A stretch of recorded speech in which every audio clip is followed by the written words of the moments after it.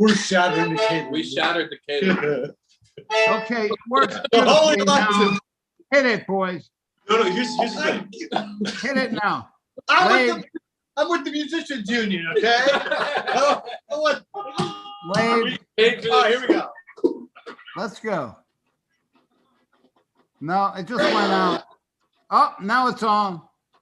Off. It's off. Hear us now? You can hear us? Yeah. Vaguely.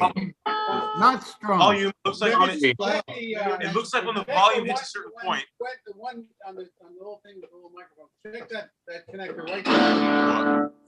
That's good. I hear that beautifully. Let's start playing the music and see what happens.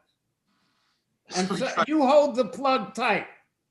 No, I think we should just not Can we use the give it a microphone 10 at all. foot? We should Let's just give do it through the phone, that's right. right? Yeah, you're right. And then you don't have to worry about any of Right, it. just play it. It sounds great now. Play the music. I'm gonna mess around with something. Let's see if it works this time. Oh, yes. Keep going. Put your tinfoil hat on. Gotcha. It's working good now. Yeah. Nope. Oh. No, it's off now. Because I just played. Now it's on. Go. Try it.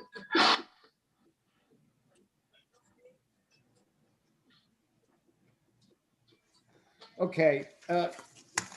People who are watching Gezintahait Street, it's time now for Gezintahait Street on Purim. These guys, we can't figure out how to get the bands plugged in. But we have the 2,000-year-old man and a frustrated Bezalel, and we're going to share some Hasidus with you. Oh, here's it? You hear that? Now I hear. That's fiddling with this. Make sure it Just stays forget up the whole microphone thing. Yeah. Just play it through the phone and it'll never do there. this. Got you. So Just all right. unplug all the microphones. All right, we're about to sacrifice Just your audio. this stuff. Yeah, just Leave, take this out. leave that with the speakers. We're Yeah, gonna sacrifice But whatever our the firstborn microphone is going to, Our only forget that. So Unplug it. unplug this. Speakers. That's how it's going to the microphone. For me. That's all. Hello? He said, Yossi Fagelstock says, adjust the mic volume. It needs to be at least halfway up, and that may work.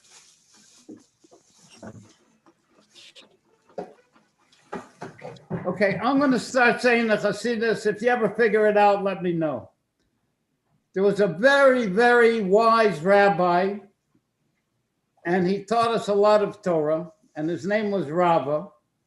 And he said that a Paisan must drink enough wine at the festive Purim meal until he doesn't know the difference between Boris, the difference between Boris. He doesn't know the difference between Mordechai and Haman. No, he knows the difference between Mordechai and Haman. He doesn't know the difference between curse Haman Oh yeah, other and Haman, Mordechai. Mordechai. Now, there's a famous story in the Gemara about Rabbi Zera and Rabbah. They were celebrating the Purim meal, and they drank so much that Rabbah stood up and he slaughtered Rabbi Zera.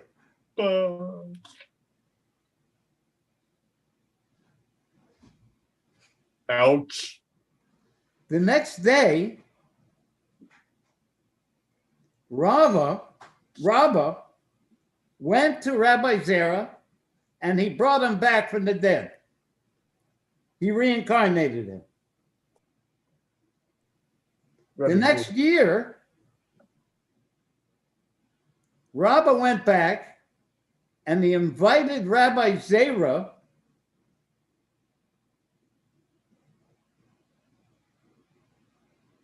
to come again for Purim. This is after he killed him the year before. Rabbi Zera said no. He said, I would come, but I can't be sure that you're going to be able to wake me back up after you kill me. Therefore, I can't come. The story is very astounding. How could Rabbah, a Torah scholar, a sage of the first order, fall so low as to slaughter a fellow Torah scholar, even under the influence of strong drink? You guys want to try a little bit on music and see if anything comes out? They're playing their hearts out, but nobody can hear what they're playing.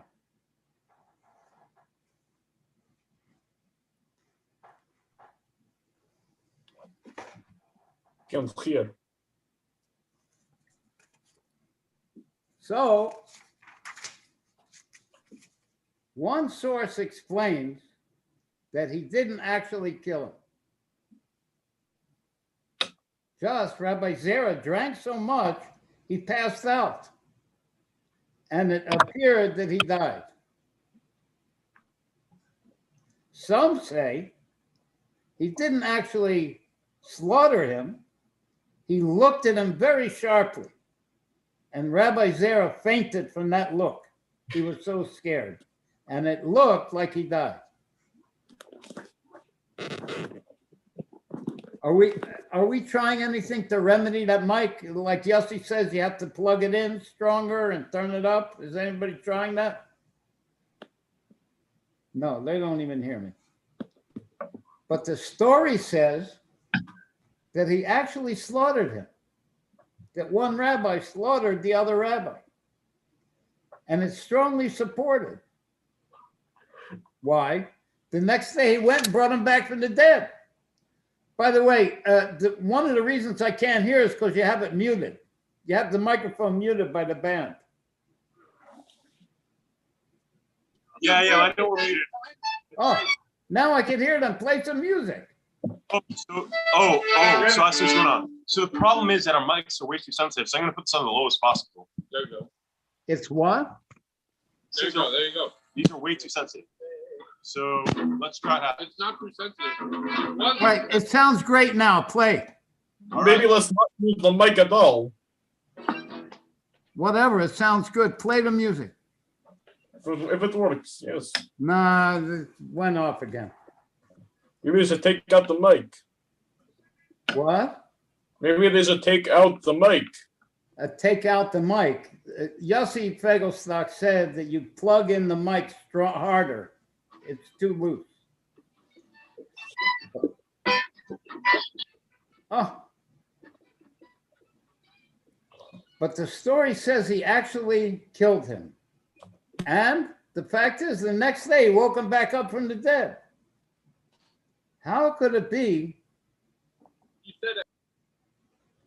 that Rabbi Zera, that Rabbah could kill his friend Rabbi Zera? One source says that Rabbah was born under a red star, meaning he was a killer by nature. But as we know, a person has free choice. They can do what's right or not, no matter what their nature is. Everybody is given the strength to conquer their nature. And certainly Rabbah was a great Torah sage and a very advanced human being would be able to conquer that nature. So the story is again very astounding. How is it that he killed him? And how much more so, the next year Rabbah invited him back. He did this bad thing the first year, and now he invited Rabbi Zera back the next year. He said, come again to my house to celebrate Purim. Even though such a dangerous situation happened that he killed him the year before. Not only didn't Rabbah feel bad about what he did the year before, he wanted to try it again. Not only that, the reason why Rabbi Zera said he didn't want to come back again was only because the miracle might not happen. he would have been very happy to come back again, but he was afraid that his soul would go out of his body and he wouldn't be able to serve Hashem. He wanted to relive the experience that he had the last year, even though Rabbi killed him. But he couldn't be sure that he would be resurrected. So therefore he said, no thanks, I'm not coming back. There are various explanations to clarify what happened in the homiletic and Kabbalah realms of the Torah interpretation of this story. And they explain that the slaughtering was a spiritual event. It wasn't physical. That the slaughtering was only a metaphor. And Rabbi Zera was not really killed. Similar to the amazing stories of Rabbi Bar Chana that were actually never happened, but they were metaphors for spiritual dynamics. For example, one of the stories has him in a ship that went through the fins of a fish for 3 days. That's how big that fish was. And he said, you might think we were traveling against the current, and that's why it took us so long. And you might think that we were going very slow, but really we were going faster than an arrow can fly. And we were going with the current. And it still took us 3 days to get through the fins of that fish.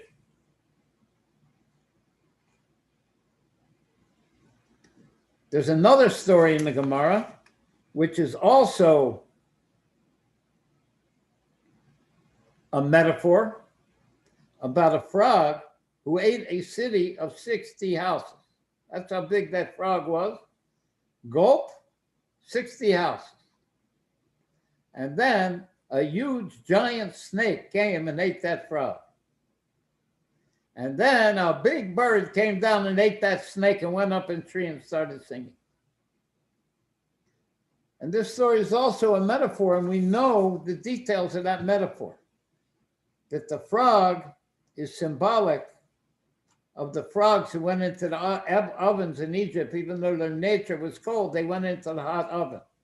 And that's like a person who overcomes his nature, and he eats a city of 60 houses, which is his 6 emotional attributes. He becomes in control of it.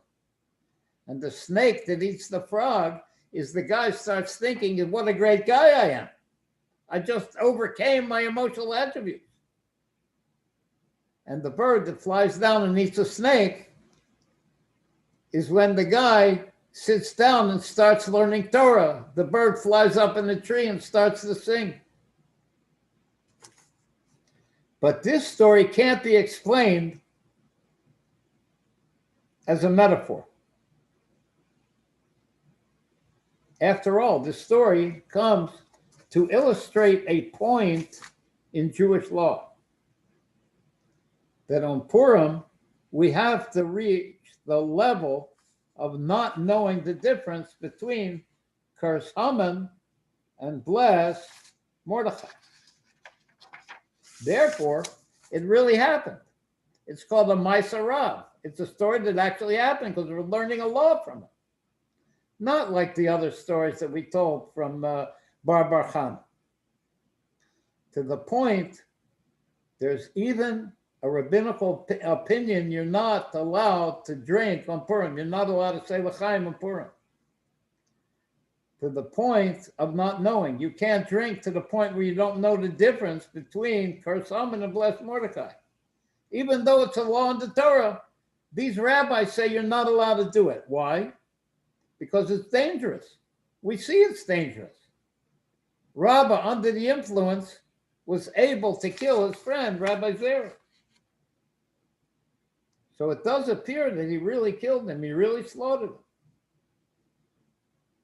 But at the same time, we have to say that Rabbah did nothing improper. He didn't do anything violent against Rabbi Zera. So on one hand, he killed him. On one hand, he didn't do anything violent because he was such an advanced human being. And how are we sure? Because he invited him again the next year.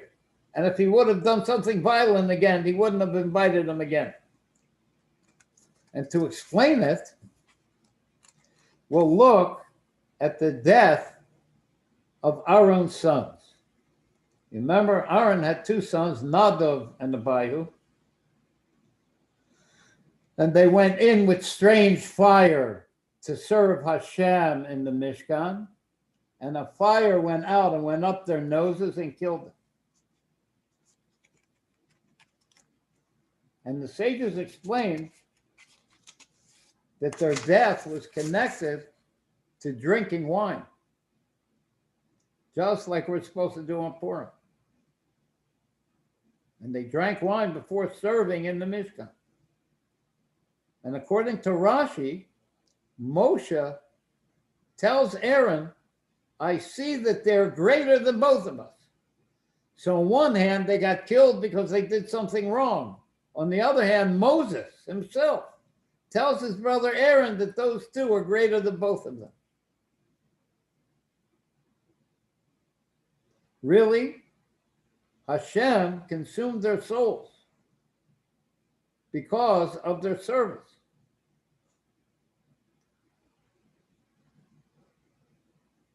Look who it is. It's Haman himself. Come to join Gezintahait Street. Haman's doing tshuva. Marvin is doing tshuva. It explains in Kabbalah that the reason why they were consumed is because of their great desire to be close to Hashem. They came too close to God. Spiritually, they got too close and more than was allowed by the measure of the law. They clung to the pleasant, sweet, precious bond to godliness until their souls went out. They came so close to Hashem, they were consumed by a fire from Hashem that entered into their nostrils. And that's what it says. They drank wine before entering the Mishkan. Even though they really drank physical wine, it was in order to facilitate the spiritual wine, the revelations of godliness they wanted to reach. And the wine here is the secrets of Torah. The mystical aspect, the revelation of godliness in Torah. Like it says, when wine goes in, the secrets emerge. Like when a person drinks wine, he reveals his inner feelings and thoughts. And so too, the mystical teachings, called the wine of Torah, reveal inner levels of godliness. So drinking wine indicates the revelation of the hidden aspects of the Torah, which are a deeper revelation of godliness than the bread and meat of the Torah in the revealed Torah. And when it was revealed to them, their souls expired from its overwhelming sweet and pleasant magnetism. Like physical wine, which nullifies a person's powers of speech and movement. When a person drinks too much wine, he can't talk good and he can't move good. So here too, a person can pass out from wine, from spiritual wine, from the wine of Torah. A person could, his soul could go out. So their souls expired. And therefore, right after this, the Torah commands, don't drink wine to the point of drunkenness when serving in the Mishkan. And that hints that when one learns on the mystical level of Torah, there are certain safeguards that are necessary. You have to go in peace, and you have to go out in peace.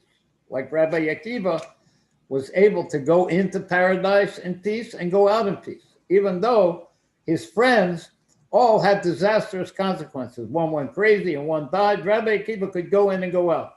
Why? Because he was completely nullified. He didn't put himself into the equation. we see the connection between physical wine and spiritual wine. Hey, I have an idea. Let's have a version of Ad Mosai from these 2,000, 3,000-year-old man. Is everybody ready? If the mikvah was mashka, If the and mikvah I was a duck, and I was a went duck, to the bottom and I'd never come up. Tell me how long how long do I have to wait? do we Can I get Mashiach now? now? Must I hesitate? Wait. The mikvah's not mashka. The mikvah's I'm not not a duck. When not a I duck. went to the bottom, I was swimming up. Yeah. Tell me how long How long do I have to wait? do we Can I get Mashiach now? now? Or must I hesitate? Merciful King, Merciful King, the work is done. The Don't you work- think it's time we could have some fun? Tell me how long how long do I have to wait? do we Can I get Mashiach now? now? Or must I hesitate? Now come on, children. We're Come on. gonna have some fun. Something You fun. ain't seen nothing like the Holy One. Tell me how long How long do I have to wait? do we Can I get Mashiach now? now? Or must I hesitate? Okay. I'm a Boris dressing up like Marvin. Ha ha ha. Hey, Marvin. No, Now, I'm Boris dressing up as Marvin. your Boris is visiting Marvin on Purim? No, this is Boris dressing up like Marvin. Oh, Boris is trying to be the old and foolish king. Yeah, it's really Marvin.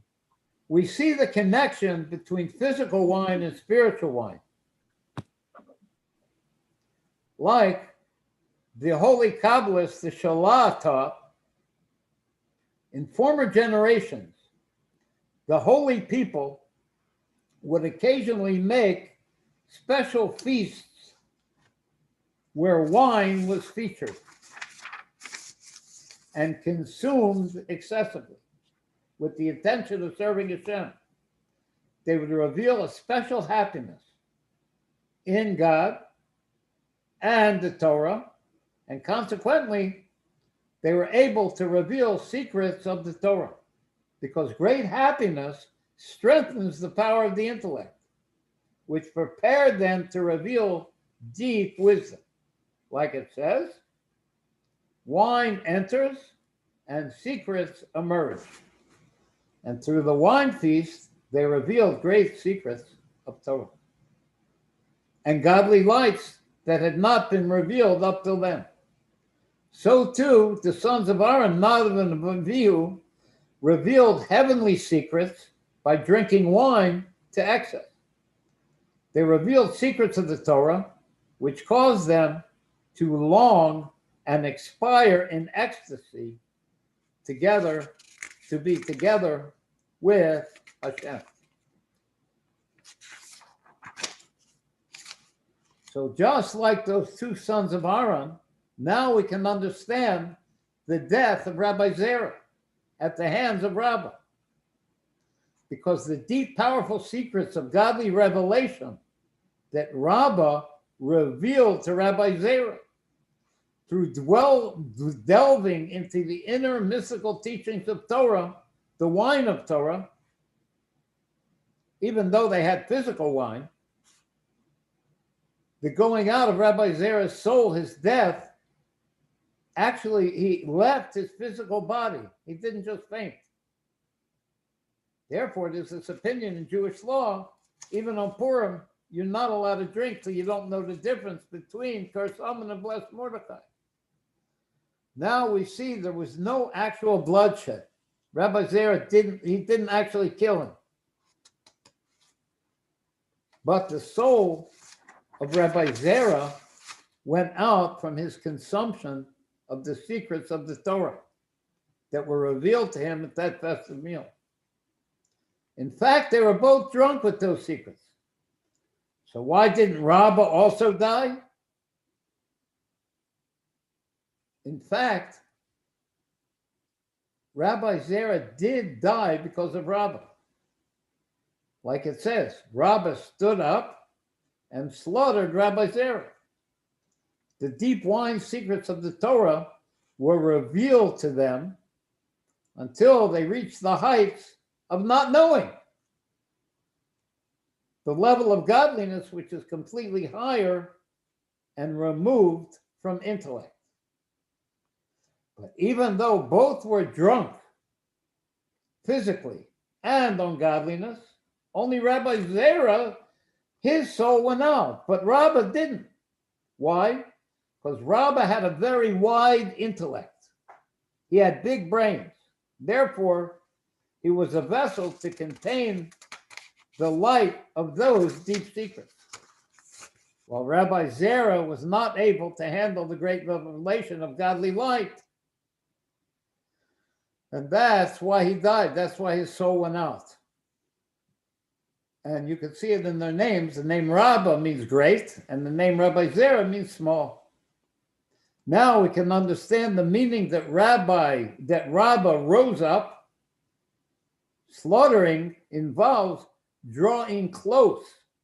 The one that's being slaughtered has to be drawn close, which means there's a raising up of the animal through kosher slaughter. Raising it up till it becomes unified with a person. Becomes part of his blood and his meat when he eats it. That's why we're allowed to slaughter an animal and eat it. To raise up to the animal to a higher level from dumb animal to include it in the level of the speaker. So Rabbah drew close and raised up Rabbi Zerah through the secrets that he revealed to him. He slaughtered him, raising him up to a level incomparable to his former level of learning and understanding. And that brought about the exploration of his soul. Slaughter means that the soul goes out of the body. It doesn't have to be bloodshed. When Rabbah stood up, it means he had an ascent, and he brought Rabbi Zerah up to that level he ascended to. But since Rabbah had the big brains, even when he was a level in standing, a level of ascending very high, his soul did not expire. Not so Rabbi Zerah, who was a smaller level, and when those secrets were revealed to him, he couldn't contain that light, and his soul went out. So how then, the next year, could Rabbah go back to Rabbi Zerah and say, come back to me again on Purim? Maybe because he thought Rabbi Zerah now had reached his level. But Rabbah had the power to revive Rabbi Zerah, so it wasn't a problem to bring him to the point where his soul would go out. But the soul going out of the body is not Hashem's intention. Hashem's intention is that the soul should stay in the body and serve him here in this world. That leaving of the soul of the body in Rabbi Zerah was very unusual and is allowed to happen only on Purim, because we have to reach the level of not knowing. So on the next day, he was not to be on the level of not knowing, and that's why Rabbah came and revived him. Now we can explain why Rabbah was able to go back and invite him again the next year. And not only that, Rabbi Zerah wanted to go with him. He wanted to receive that high level he got the year before.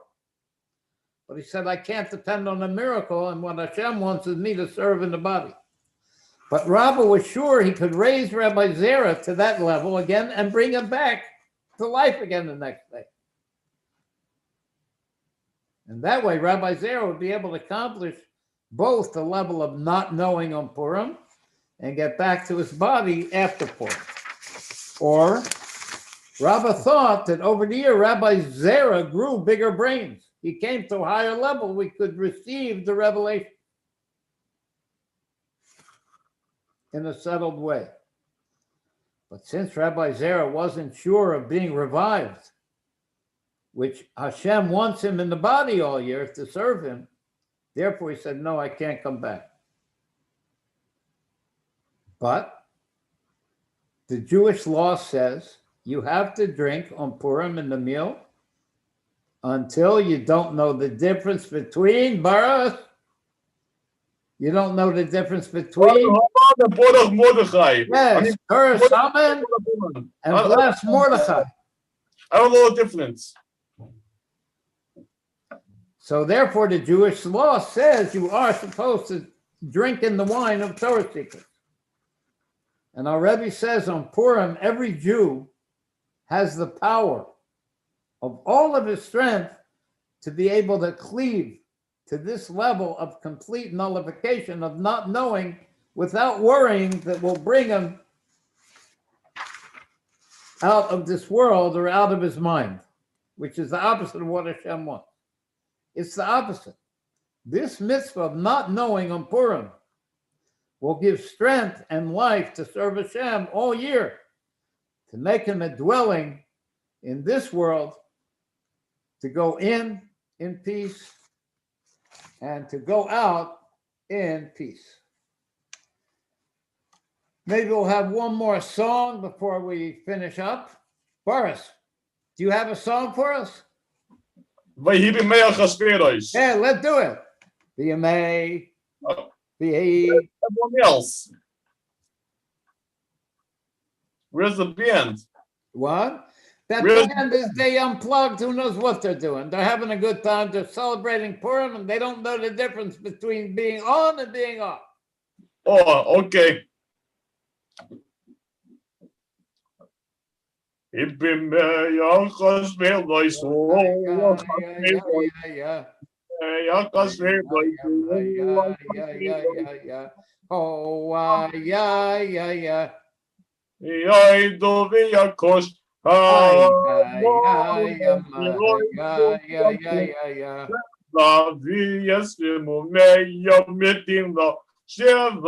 Dies limu meya midina vayibi meya chasvedoisu akasverois vayibi mey akasvedoisu akasverois ha moilech meyoy toviat kos ha moilech meyoy toviat kos sheva dies limu meya midina Sheva dies limu meya midina vayibi meya chasvedoisu Achasverois, Yibim Meya Achasverois, O Achasverois, mo oilech meyoy doviat kos, moilech meyoy doviat kos, Sheva dies limu meya midina, Sheva dies limu meya midina. You know, Boris, I was there when Rabbi shechted Rabbi Zera. I actually saw it with my own eyes. What? So what opinion do you hold like? Well, Rabbi was surprised. He didn't realize. He revealed a lot of holy lights over there, but he thought that Rabbi Zera would be able to take it. But Rabbi Zera couldn't take it.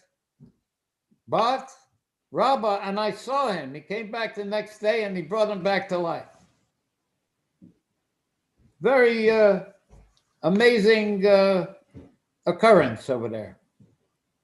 Would me and you be able to take it? Huh? Would me and you be able to take it? Well, I took it, but I was an innocent bystander. Oh. If I was standing in front of Rabbi, I don't think I would be able to take it. Me too, I think. Okay, so I'm going to sign off now. I'm going to sing the sign off. So do you know the sign off song, Boris? Sing along with me. Gezintahait, Gezintahait, Gezintahait, my friend. Remember, Yep. kids, gay Gezintahait. Thanks, Boris. There would have been no show without you. I don't know what I would have done without you.